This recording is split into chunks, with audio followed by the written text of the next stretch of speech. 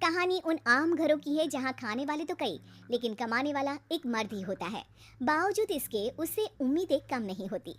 देखिए जी, सामने वाले वर्मा जी कैसी अच्छी तरह से सफाई करते हैं छुट्टी वाले दिन अपने घर की, और एक आप हैं। अरे यार, उनके पास कार है, ऑफिस पास में है और हफ्ते में 2 दिन की छुट्टी होती है, तो फर्क तो पड़ता है ना। मेरी तो शादी ही गलत हो गई। अरे कोई मस्त लड़का मिलता, कमाता भी, घुमाता भी, घर के कामों में भी मदद करता, लेकिन नहीं जी, हमारे वाले को तो कमाने से फुर्सत ही नहीं, और कमाई भी ऐसी कि कोई जरूरत पूरी ही नहीं हो रही है। सुनील बेचारा शीना को देखकर सोचता है कि शीना सही कह रही है। देखने में सुंदर है, घर का सारा काम कर लेती है, उसे तो कोई भी अच्छा लड़का मिल सकता था। क्या सोच रहे हैं, भागने का इरादा तो नहीं है? अरे नहीं मेरी प्यारी बीबी, मैं तो नहीं, पर डर है कि तुम नहीं कहीं भाग जाओ मुझे छोड़कर। शीला सुनील के मुंह से प्यार भरी बात सुनकर मुस्कुराती है।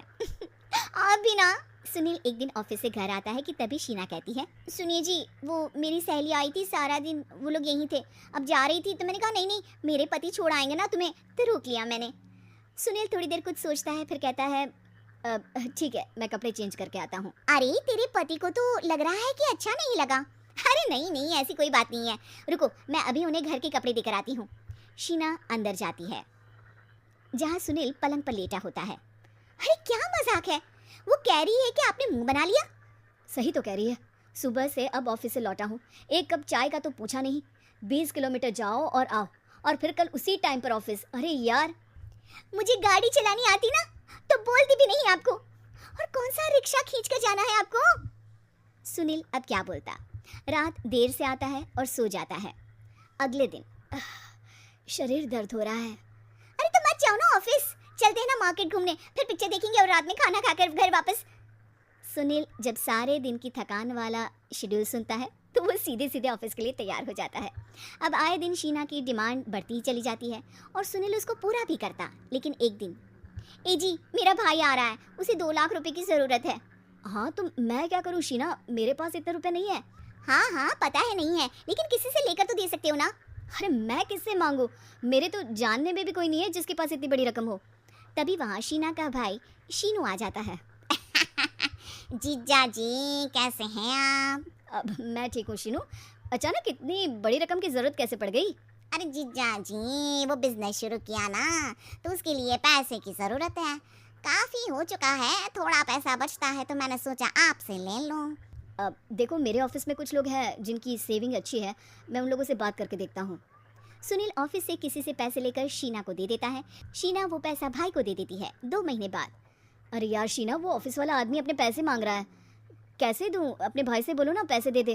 अरे हाँ हाँ दे देगा, कहाँ भागा जा रहा है, आप उनको बोल दो कि दे देंगे। थोड़े दिन बाद, शीना वो आदमी मुझसे आज भी पैसे मांग रहा था यार, मैं तंग आ गया हूँ। ऑफिस जाते ही सामने उसका चेहरा दिखता है, क्या बोलूँ, बार बार पैसे मांगता है। अच्छा मैं शीनू को फ़ोन लगाती हूँ, बात करके देखती हूँ। शीना भाई को फ़ोन करती है लेकिन वो फ़ोन उठाता ही नहीं। लगता है भाई कहीं ऐसी जगह है जहाँ नेटवर्क की समस्या होगी। सुनील अगले दिन दोपहर को ही घर आ जाता है। उसका चेहरा उतरा और परेशान सा होता है, वो रोने लगता है। अरे क्या हुआ जी, आप इतना परेशान क्यों हैं, सब ठीक तो है ना? अरे नहीं शीना, कुछ ठीक नहीं है, मैं ठीक नहीं हूँ।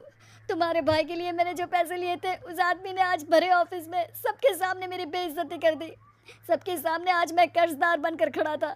मैंने हर वो प्रयास किया घर चलाने के लिए जो मैं कर सकता था, लेकिन अब नहीं होगा।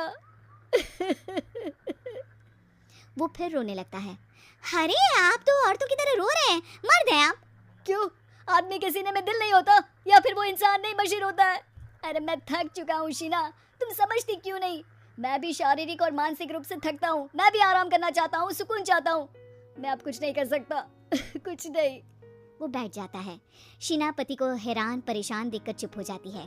अगले दिन, सुनिए ये लीजिए 2 लाख रुपए, उस आदमी को दे दीजिए और बोल दीजिए कि आज के बाद किसी को पैसे के लिए बेइज्जत ना करे। सुनील पैसे देखकर राहत की सांस लेता है। अरे शीना, तुमने तो मेरा बहुत बड़ा काम कर दिया, अब मैं शान से ऑफिस जा सकता हूँ। लेकिन ये पैसे आए कहाँ से? ये पैसे मैंने अपने गहनों को गिरवी रख कर लिया है। तुम ठीक रहो, निश्चिंत रहो, मैं बस यही चाहती हूँ। मुझे माफ़ करना, पर अब मैं समझ चुकी हूँ कि मर्द को भी दर्द होता है।